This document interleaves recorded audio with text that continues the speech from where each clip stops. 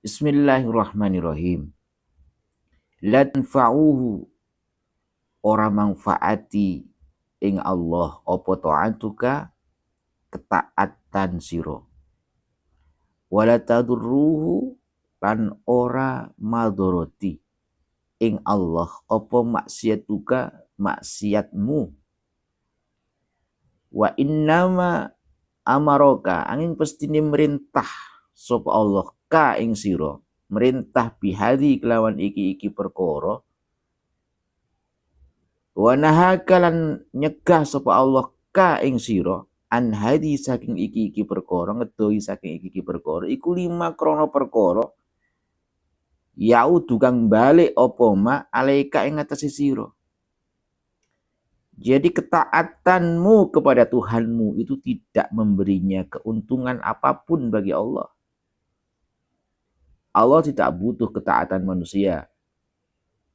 Seluruh alam semesta ini, seluruh makhluk ini tidak mau tunduk kepada Allah sekalipun, Allah tidak akan pensiun jadi Tuhan. Allah tetap kuasa dan maha kuasa, mutlak. Ya, tidak butuh, berbeda dengan manusia. Manusia itu masih eksis, punya kekuasaan karena masih punya pendukung. Masih banyak yang membela, masih banyak yang menjadi pengikutnya. Ya, tetapi Allah tidak butuh itu. Jadi sesungguhnya ketaatan yang kita lakukan tidak kembali kepada Allah, tidak bermanfaat kepada Allah, untuk Allah, tapi kembali pada diri kita sendiri. Begitu juga kemaksiatan. Kemaksiatan itu yang dilakukan manusia, yang kita lakukan tidak berdampak buruk sedikit pun bagi Allah Subhanahu wa taala. Ya. Tetapi kemudian kenapa Allah memerintahkan ini itu, mencegah ini itu, tidak boleh begini, Allah merintahkan begini begitu. Ya. Kalau memang Allah tidak butuh semua itu, lima yaudu alaika. Ya. Karena semua ketaatan yang kita lakukan itu kembali kepada diri kita sebagai pelakunya. Begitu juga kemaksiatan yang kita hindari, ya, itu juga kembali manfaatnya kepada diri kita masing-masing. Jadi intinya sekarang ini kan bermunculan banyak orang yang seakan-akan tidak butuh Tuhan.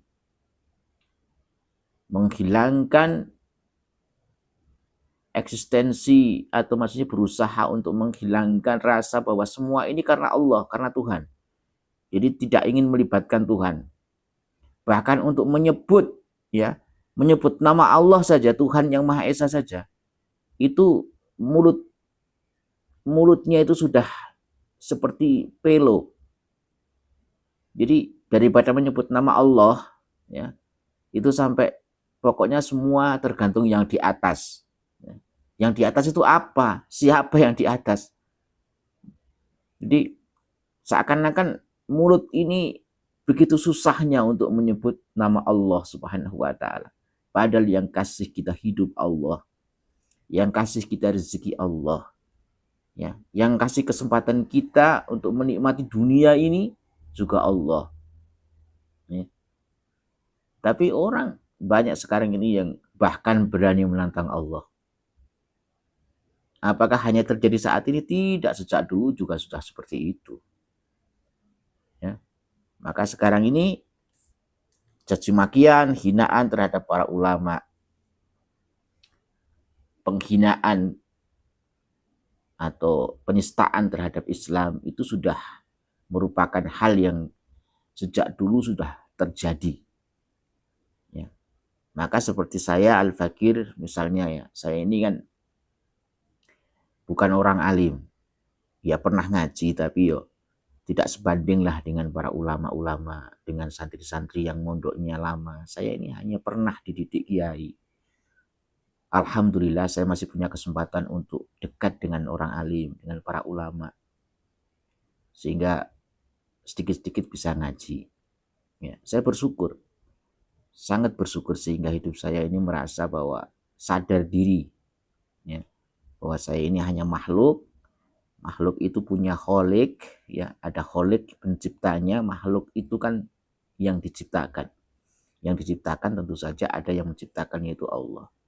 Jadi merupakan suatu keharusan dan sewajarnya dan memang harus begitu, bahwa makhluk itu harus tunduk kepada penciptanya.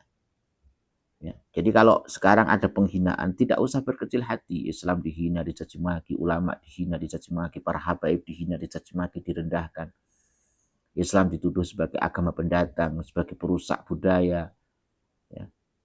Tidak usah kaget. Dulu saat Rasulullah membawa misi kenabian, kerasulan, membawa syariat, ya dituduh bahwa syariat Muhammad itu adalah syariat ajaran-ajaran baru yang merusak budaya dan tradisi. Ya begitu. Golongannya siapa? Ya Abu Lahab, Abu Jahal, Abu Janda, dan Abu yang lainnya. Ya sama saja. Rasulullah di Makkah ya dimusuhi oleh orang-orang musyrik. Ya. Di saat berhijrah ke Madinah, apa kemudian terus begitu saja Rasulullah itu terbebas dari musuh-musuhnya? Tidak juga. Di Madinah itu menghadapi orang-orang munafik. Ya. Jadi tugas kita hanyalah sadar diri sebagai makhluk, tetap taat kepada Allah dan berusaha untuk menghindari atau menjauh dari hal-hal yang Allah tidak sukai, semata-mata karena ingin mendapatkan keridhaan dari Allah Subhanahu wa taala. Semoga Allah menyelamatkan kita, anak cucu kita, keluarga kita, ya. Tidak usah malu menunjukkan identitas kita sebagai seorang muslim, sebagai seorang mukmin. Tidak usah malu berjenggot, tidak usah malu pakai imamah, tidak usah malu pakai peci, tidak usah malu pakai sarung, tidak usah malu beribadah. Menunjukkan identitas kita sebagai seorang mukmin, seorang muslim. Tidak usah malu. Mereka saja orang-orang yang dengan vulgar, dengan bangga menunjukkan kemaksiatannya, kedolimannya, menunjukkan ketidaktaatannya kepada Allah. Mereka tidak pernah malu. Kenapa kita malu dalam menjalankan perintah-perintah Allah Subhanahu wa taala? Semoga bermanfaat. Referensi yang saya baca tadi adalah dari kitab Al-Hikam pada halaman yang ke-27. Yang redaksi tadi saya ulangi lagi, bahwa la tanfa'uhu tu'atuka wa la tadurruhu maksiatuka wa inna ma amaraka bi hadhihi wa nahaka an hadhihi lima ya'udu alaika. Ketaatanmu kepada Allah, kepada Tuhanmu, ya, tidak memberinya keuntungan apapun, dan perbuatan maksiatmu kepadanya tidak merugikan Allah sedikit pun. Tapi Allah memerintahkan kita untuk menjalankan perintah-perintahnya, melarang kita untuk menjauhi larangan-larangannya. Itu semata-mata kembali kepada diri kita. Wallahu a'lam bishawab.